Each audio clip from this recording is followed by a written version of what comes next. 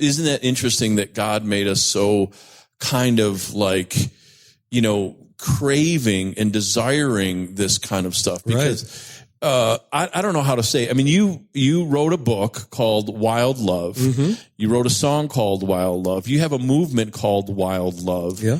And I think the essence of it is exploring the tangible aspects of this incredible thing that everybody is seeking. This is what I know about every audience I've ever spoken at.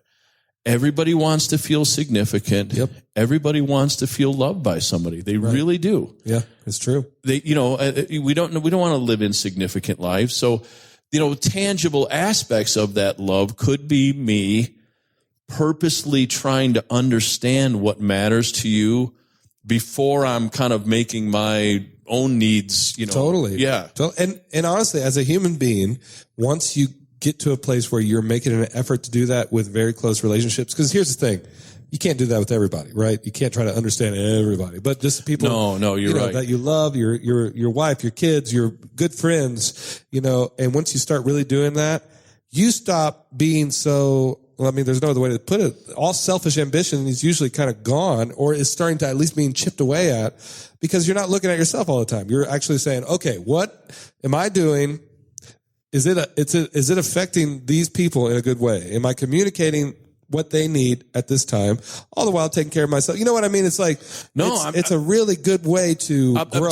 I'll tell you where my mind is going. I'm thinking about, like, can I just tell God how much I love him and adore him and not have that same kind of effect for my brothers and sisters around me? I mean, I think that is the issue. And so you've written about it, sang about it, tried to express it. I know it's been largely in a spiritual aspect. Yeah. First of all, I wouldn't Google Wild Love and say, see what Dave, you have no idea all the kind of inquiries we've gotten about Wild Love. They're like, hey, where do I sign up?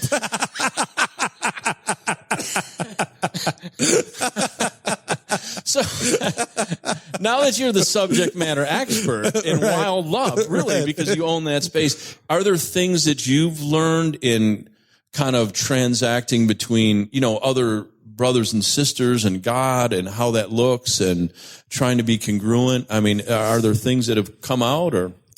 Yeah. I mean, I think, with just the discussion that Wild Love has brought up, honestly, Wild Love has brought up the most discussion as what is wild love? What does that even mean? And my answer to that always is it's the first love that we always have with the Lord, right? That first love everybody talks about, like, Lord, bring me back to that first love. But cultivating that first love continuously like a flame, just like keeping that going, keeping that, like choosing to be wild, choosing to live a lifestyle where you're just wild about the Lord, wild about the relationships you have, wild about the life that you're living. And it really, the power in it comes from a choice. It comes from saying, okay, I am going to choose to continue to cultivate this even when I'm not feeling it, whatever. I'm just going to keep going. That's the most wild thing you could do. Humans are very emotional driven. It's like, you've got to be able to say, okay, whatever, I'm moving forward. I'm going to stay pursuing the Lord no matter what. Yeah. And I think for me, even, I'm just thinking of like just different things that I would do when I was courting Gina that were extraordinary, I mean, just, going out of your way. Right. But for some reason, I'm thinking of C.S. Lewis says of Aswan the lion, who represents God, You mean Aslan? Or Aslan? You said Aswan. Aswan. Well, I've heard it both ways. So say it again. It's Aslan. Aslan the lion. Mm-hmm. It says he's not a tame lion. Right. I remember that quote, there's this unpredictability. It's not rude. It's not violent. You know what I mean? But it's unpredictable. It's, it's got it's alive. Yeah. It's wild and alive. It's wild and alive. Yeah. And you can get our new book, The 9 Wild Love Languages. Yes. Oh, Dave. We're on to something. Yeah. By the time this podcast is out, it'll be available on Amazon and all other Kindle and all those. Yeah. So the 9 languages of wild love. I love it already. Yeah. And I think though, listen, as you're listening to us, hopefully we're entertaining and, provocative, and we try not to, promise too many answers, but what if you just intentionally turn up the love meter in your life? Yes, yes. And for me, you know what that means? It's just being present in a conversation. Yep. I'm busy. My mind's going really fast.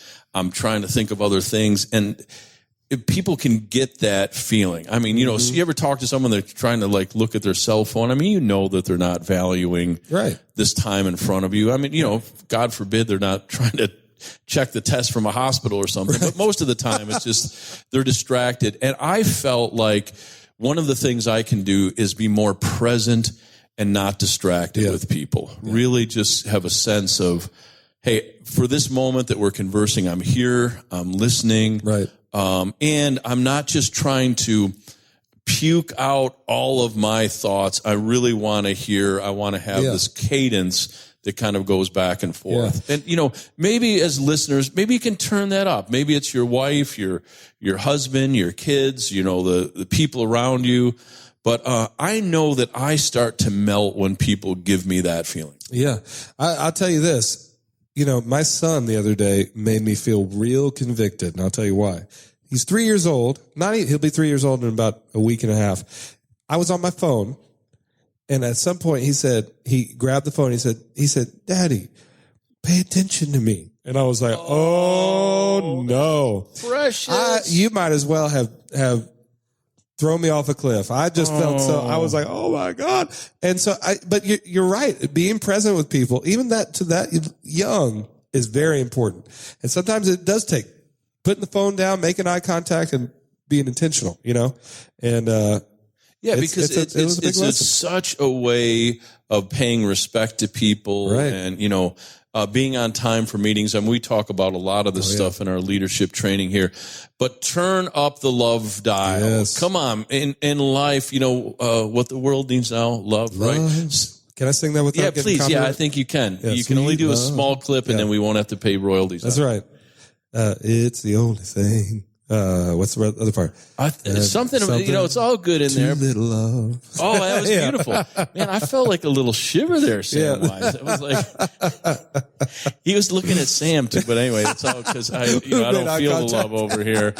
But no, what would you say, for people that are listening, what kind of things do you recommend or see if they're turning up that love meter, that love dial, like putting more love out there? Yeah, I would say some of the things you already said.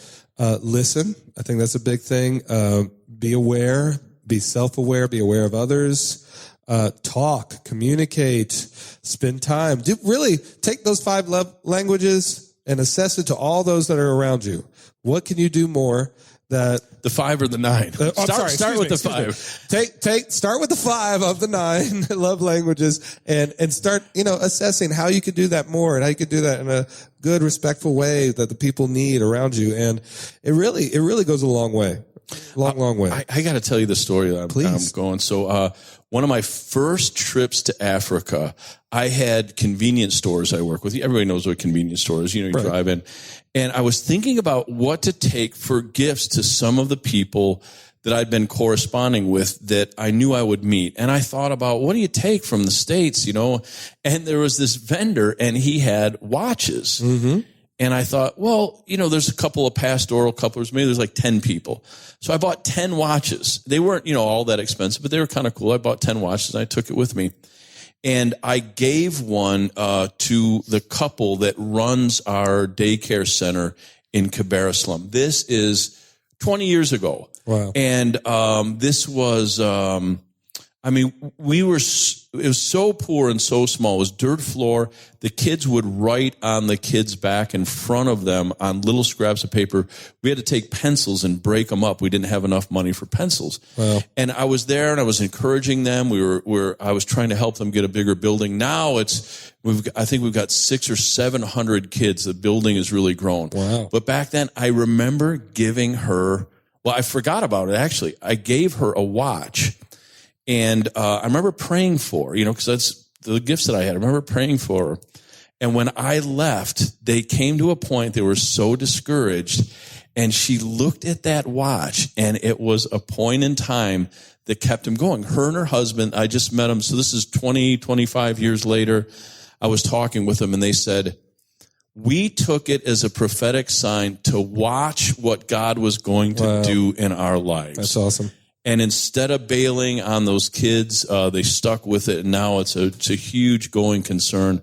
But that little act of giving a gift, I'm sure for those of you that are listening out there, you know how it is as moms and dads, and you give gifts, and sometimes you wonder, like, hey, should I just cut out the middleman, take the toy from the shelf, smash it, and throw it in the garbage? Right. That's, sometimes that stuff happens. But there are those times that feeling, that sense of gift giving, or an act of kindness, or a word of affirmation, or whatever the other ones are. I think there's 7 mountains involved in there somehow. Like that, yeah. Yeah. But, being intentional about it, I think, because the world, we just can't see what people are thinking and doing behind the scenes. Right.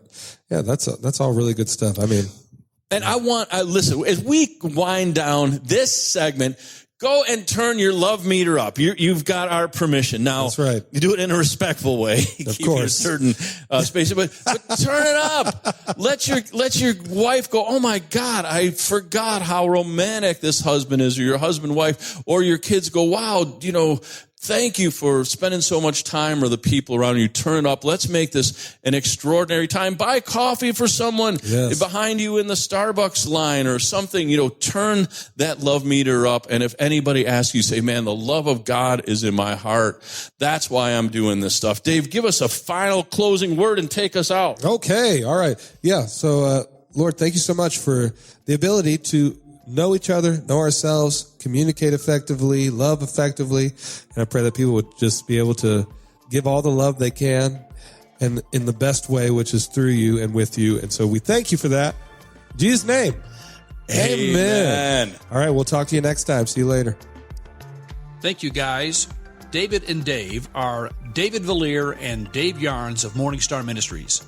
If you would like to know more about Morningstar Ministries, please visit their website at www.morningstarministries.org.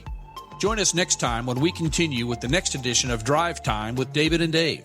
For David and Dave and their studio team at Morningstar Ministries, this is Chuck Christie saying thanks for lightening up with us.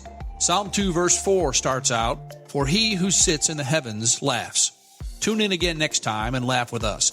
Until then, remember to share, tweet, Insta, Snap, and look us up on Apple and Google Podcasts, Spreaker.com, iHeart, Spotify, and SoundCloud, and many other podcast portals. Make it a great week.